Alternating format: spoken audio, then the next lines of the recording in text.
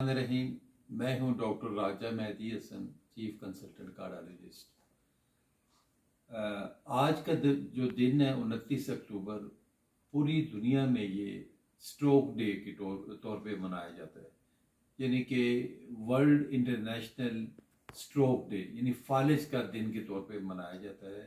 और इस दिन के मनाने का मकसद लोगों में अवेयरनेस, आगाही पैदा करनी है फालिज के मुतल्लिक। बुनियादी तौर पर फालिज क्या होता है और इसकी कितनी टाइप्स हैं, क्या अलामात हैं और किस तरह इसको प्रिवेंट किया जा सकता है, मैं इंतहाई कोशिश करूँगा ब्रीफ आपको मैं इसके मुतालिक बताऊँ। फालिज जो है इस वक्त पूरी दुनिया में 15 मिलियन यानी 150 लाख लोग इस बीमारी में मुब्तला हैं फालिज में, और तकरीबन 5 मिलियन यानी 50 लाख सालाना इस बीमारी से लोग मर रहे हैं। और 5 मिलियन यानी बाकी जो 50 लाख है वो मुकम्मल डिसेबल्ड हो जाते हैं, यानी कि वो मुकम्मल अपाहज हो जाते हैं सारी ज़िंदगी के लिए। ये बीमारी प्रिवेंटेबल है, यानी इसको हम बचा सकते हैं अपने आप को।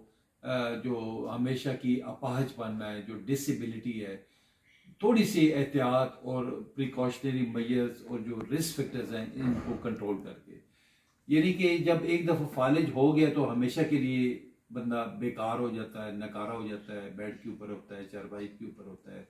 और आपके जो अपने रिश्तेदार हैं, आपके अपने करीबी बहन भाई हैं, इवन वालदैन तक हमने देखा, वो भी एक वक्त आता है कि उकता जाते हैं आपकी इस जिम्मेदारी से।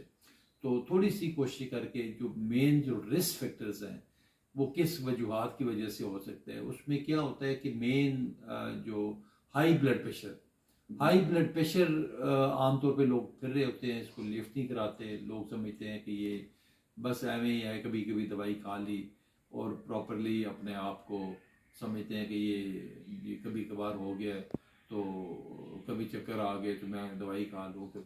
लेकिन जब ये प्रॉपरली आपको डायग्नोज हो जाए, अपने कार्डियोलॉजिस्ट से इन टच रह के प्रॉपर नुस्खा लिखवाएं, और किसी तौर पे भी आपने गफलत नहीं करनी ब्लड प्रेशर की दवाई खाने में।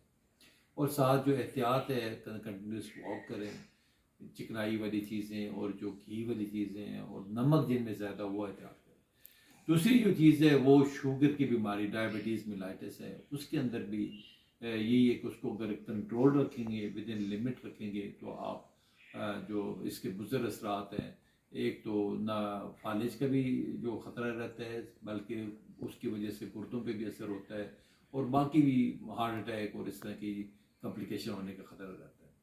तीसरी जो बड़ी वजह है वो आपकी टोबैको है, यानी स्मोकिंग।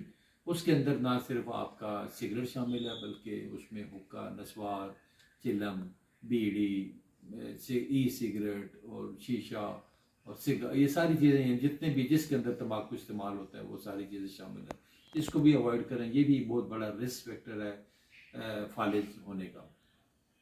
और साथ जो आपका जो हाई कोलेस्ट्रॉल लेवल है, कोलेस्ट्रॉल यानी चिकनाई वाली जितनी भी चीज़ें हैं जिनमें कोलेस्ट्रॉल ज़्यादा होता है, जितना जंक फूड है हमारा, जो आजकल हर बंदा शौकीन होता है, मुख्तलिफ बर्गर्स हैं, और ये जो हम लोग शौकीन होते हैं ये हैवी नाश्तों के, ये सिरी पाए, मगज़, गुर्दे, कलेजी, कपूरे और इस तरह की जो हलवा पुड़ियाँ, ये निहारियाँ, और ये जो फ़लाँ शनवारी, फ़लाँ कढ़ाई, सारा दिन हम लोग इसके अंदर ऑयल की इस्तेमाल होता है। और ये हमारी जो शरियानें हैं, दिल वाली शरियानें हैं, दिल से जो भी शरियानें निकलती हैं पूरी बॉडी में, कुछ दिल को सप्लाई करती हैं, कुछ यहाँ दिल से निकल के ऊपर आपके ब्रेन की तरफ जाते हैं। इनमें जब तंगी आना शुरू हो जाती है तो वो ऑब्वियसली हार्ट अटैक का बायस बनती हैं, और ऊपर जो ब्रेन की तरफ, जो दिमाग की तरफ शरियानें जाती हैं, वो अगर तंग हो जाए, उनमें ब्लड सप्लाई कम हो जाए, तो ज़ाहिर ऑब्वियसली वो स्ट्रोक यानी फालिज का बायस बनती है। तो ये ख़तरनाक तरीन चीज़ें, कोलेस्ट्रॉल को भी विद इन लिमिट रखेंगे तो वो आपका ठीक रहेगा। इसी तरह आपका जो लाइफ स्टाइल है वो भी सेडेंट्री लाइफ स्टाइल ना रखें, चलना फिरना रखें, वॉक रखें 40-50 मिनट, चलते फिरते रहें। कोई भी कोशिश करें कि एक्टिविटी है, पैदल चलें, दफ्तरों में या कहीं ऑफिस भी जाते हैं, या आपका काम ऐसा है कि वहाँ पे भी अगर ज़रूरत पड़े तो कोशिश करें सीढ़ियाँ चढ़ के अपना काम करें, या पैदल में, यानी कि कोशिश करें कि 30-40 मिनट आपका दिन में वो पूरा हो जाए करे। तो इन चीज़ों की एहतियात करके आप काफ़ी हद तक इसको प्रिवेंट कर सकते हैं। दूसरा, अगर स्ट्रोक हो जाए तो फिर क्या करना है आपने, इसकी बुनियादी तौर पे तीन किस्में होती हैं। एक होता है, इसको कहते हैं हम इस्केमिक स्ट्रोक, वो यानी मोर देन 90% ज़्यादातर वही होता है। इस्केमिक स्ट्रोक होता है कि आपकी जो शरीयानों को ब्लॉक कर दे, उसको कहते हैं हम इस्केमिक। उसकी अलामात क्या होती हैं, उसमें बुनियादी तौर पे वीकनेस आ जाती है आपके चेहरे से लेके, चेहरे पे वीकनेस या नमनेस, यानी सुन्न हो जाना चेहरे पे। इसी तरह बाजू, एक बाजू में दूसरे बाजू में भी हो सकता है, या दोनों जो लेग्स है, आपकी टांगे हैं, उनमें भी नमनेस हो सकती है, सुन्न हो जाना या उसमें वीकनेस हो जाना। या बाजू का लोग कहते हैं जी मैं अपनी टांग या बाजू हिला ही नहीं सकता, वो हैवी हो जाता है, भारी हो जाता है। उस साथ अलामात और क्या हो सकती हैं कि उसमें बाज़ औक़ात बंदा स्पीचलेस हो जाता है, बोल नहीं सकता, या बाज़ औक़ात आपकी जो मेमोरी है, याददाश्त, वो कमज़ोर हो जाती है, या आपको याद नहीं रहता टेम्परेरी तौर पे। दूसरा, आपका बैलेंस डिस्टर्ब हो जाता है, आप बिल्कुल, आपका जो इक्विलिब्रियम है वो बिल्कुल ना होने के बराबर होता है, बंदा गिर सकता है। तो ये सारी मोटी मोटी अलामात उसकी स्ट्रोक की वजह से हो सकती हैं। दूसरी जो किस्म है, इसको कहते हैं ट्रांजिट इस्केमिक अटैक, या उसको मिनी स्ट्रोक भी कहते हैं। उसमें टेम्पररी तौर पे यानी 4-5 मिनट के लिए वो ब्लॉकेज आती है और खुद ब खुद ही ऑटोमेटिकली कवर हो जाता है। लेकिन उसमें कई दफ़ा बंदे को वीकनेस फील होती है, लेकिन थोड़ी अरसे बाद वो, थोड़े टाइम के बाद वो ठीक हो जाती है। तीसरी जो टाइप है वो उसको हेमरेजिक स्ट्रोक कहते हैं।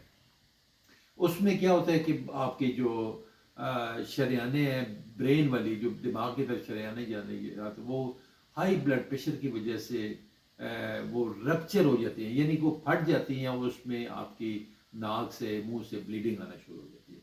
तो ये लेस देन 10% लोगों में होता है, लेकिन फिर भी एक टाइप है। इसमें आपने, क्योंकि ये सारी चीज़ें इमरजेंसी हैं इस वक्त, जब ये, क्योंकि ब्रेन हमारा एक वाहिद ऑर्गन है जिसमें अगर ब्लड सप्लाई 5 मिनट तक रुक जाए तो आपकी वो हमेशा की डिसेबिलिटी हो जाती है। क्योंकि हमने वरना बाद औक़ात पेशेंट कार्डियक अरेस्ट में भी जा सकते हैं। तो इसलिए कोशिश करनी है हमने कि जितना जल्दी हो सके आपकी जो ऑक्सीजन सप्लाई है, ब्लड सप्लाई है, ब्लड जाएगा तो आपकी ऑक्सीजन जाएगी और ब्रेन को नरिशमेंट मिलेगी, उनमें ऑक्सीजन मिलेगी और एनर्जी मिले, ज़िंदगी मिलेगी। तो वो उसकी वजह से पूरा बॉडी आपके काम करती है। तो ये भी कोशिश करनी है कि जितना जल्दी हो सके आप अपने आप को हॉस्पिटल पहुंचाएं, ताकि बाद औक़ात ये आजकल 1-2 इंजेक्शन ऐसे आए हैं कि वो अगर विद इन 3 आवर्स आप हॉस्पिटल पहुंच जाएं तो आप अपने आप को इस फालिज से हमेशा के लिए बचा सकते हैं। लेकिन जो मेरा कहने का मकसद ये है, जो वर्ल्ड जो स्ट्रोक डे हम मनाते हैं उसका मकसद ये है कि अपने आप को हम लोग प्रिवेंट करें, इस बीमारी से बचा के रखें। और वो जो तरीके वही हैं कि अपना शुगर कंट्रोल रखें, ब्लड प्रेशर कंट्रोल रखें, मोटापे का ख्याल करें, और अपने स्मोकिंग जो है उसको अवॉइड करें, रोज़ाना 40-50 मिनट वॉक करें। तो मैं समझता हूँ कि अपने आप को हम इस फालिज के मुज़ी मर्ज़ से, हमेशा की जो अपाहजपन है, हमेशा की जो डिसेबिलिटी है, उससे हम बचा सकते हैं। बहुत शुक्रिया।